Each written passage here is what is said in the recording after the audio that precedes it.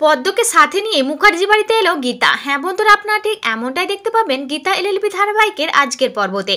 তানভি মুখার্জি অগ্নিজিৎ মুখার্জিকে বলে আশীর্বাদের দিনই মেহেক আর কৃপানের রেজিস্ট্রিটা করিয়ে নেবো, আর ওই রেজিস্ট্রির ব্যাপারে সাক্ষী হিসেবে সাইন করবে অ্যাডভোকেট গীতা এলএলবি। আর তারপর জীবনে কোনোদিনও ও ওই কোর্টে দাঁড়িয়ে বাবুসোনার এগেনস্টে লড়তে পারবে না। তখন কেসটা তুমি জিতবে পাপা, সেটা কেউ নেবে না।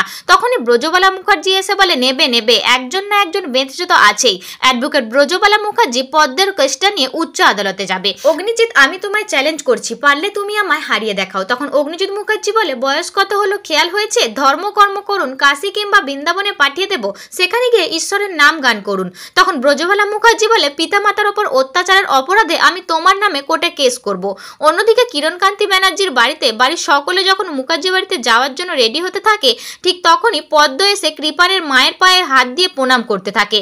তখন কৃপান ব্যানার্জি বলে তুই এখানে কেন এসেছিস?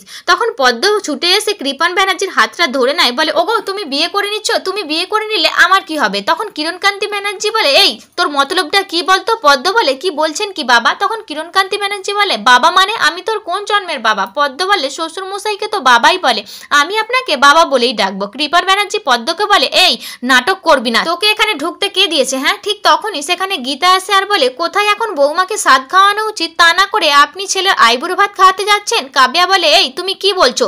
সাধ খাওয়ানো মানে? গীতা বলে সেটা আবার আপনি বুঝবেন না, সেটা বোঝার মতো বুদ্ধি আপনার নেই, আপনি নিপাত মাথা মোটা। গীতা কাব্যার মায়ের কাছে গিয়ে বলে আর আপনি বুঝতে পারছেন না কখন সাধ খাওয়ানো উচিত? তখন কাব্যার মা বলে না না, কি বলছো কি তুমি? এটা কিছুতেই সম্ভব নয়। গীতা বলে কি বলছেন? 3 দিন সংসার করেছে, ফুলসজ্জার ঘরেও ছিল। কাব্যার মা বলে ইম্পসিবল, আমি এসব বিশ্বাস করি না। গীতা বলে সমস্ত ডকুমেন্টস আছে আমার কাছে, সব কিছু আছে, সঠিক সময়ে আমি কোর্টে পেশ করে দেবো। তখন কিরণকান্তি ব্যানার্জি বলে তুমি এখান থেকে বেরোতে পারবে না, লাশ ফেলে দেবো তোমার। তখন গীতা বলে আমি না থানাতে জানিয়ে এসেছি, বাইরে একটা গাড়িও দাঁড়িয়ে রয়েছে, বড়বাবু এসছেন ডাকবো ওদেরকে, তাই পদ্মকে এখানে জায়গা দিন। তখন কিরণকান্তি ব্যানার্জি বলে পদ্মর এখানে জায়গা হবে না, জিতে যাওয়া খেলা আমি হারতে শিখিনি। এরপর দেখা যায় কৃপান ব্যানার্জি তার পরিবারের সকলকে নিয়ে অগ্নিজিৎ মুখার্জির বাড়িতে এসে হাজির হয়। আর কৃপান ব্যানার্জির মা অগ্নিজিৎ মুখার্জি বলে আমার ছেলেকে আবার এ বাড়িতে জামা হিসেবে মেনে নেওয়ার জন্য আপনাকে অনেক ধন্যবাদ, আপনি সব সময় ওর পাশে থেকেছেন। তখন ব্রজবালা দেবী এসে বলে ও ওর জন্য কিছু করেনি, অগ্নিজিৎ মুখার্জি কারোর জন্য কিছু করে না, যা করে নিজের জন্য।